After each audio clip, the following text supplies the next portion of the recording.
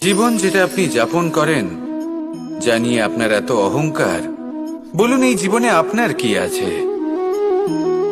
আপনাকে জন্ম দিয়েছেন আপনার মাতা, তারপর আপনাকে হাঁটতে শিখিয়েছেন, কথা বলতে শিখিয়েছেন, ভাষা শিখিয়েছেন, আরো অনেক কিছুই শিখিয়েছেন আপনার গুরু বা আপনার মাতা পিতা অথবা এই সংসার।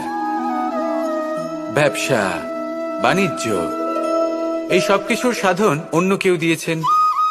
ধন অর্জন করার সাধনও অন্য কেউ দিয়েছেন। ধনও অন্য কারোর থেকেই লাভ করা হয়েছে। সম্মানটাও অন্য কোনো ব্যক্তি আপনাকে দিয়েছেন। জন্মের পর প্রথম স্নানও অন্য কারোর হাতে করতে হয়েছে। মৃত্যুর পরেও অন্তিম স্নানটাও অন্য কেউ করাবে। তাহলে এই সংসারে আপনার নিজের কি আছে?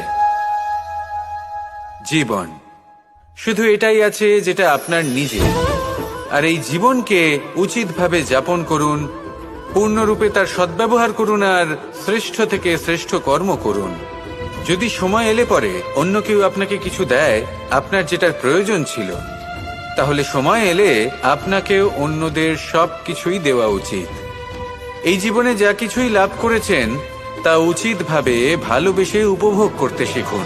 সবার মধ্যে ভাগ করে দিতে শিখুন।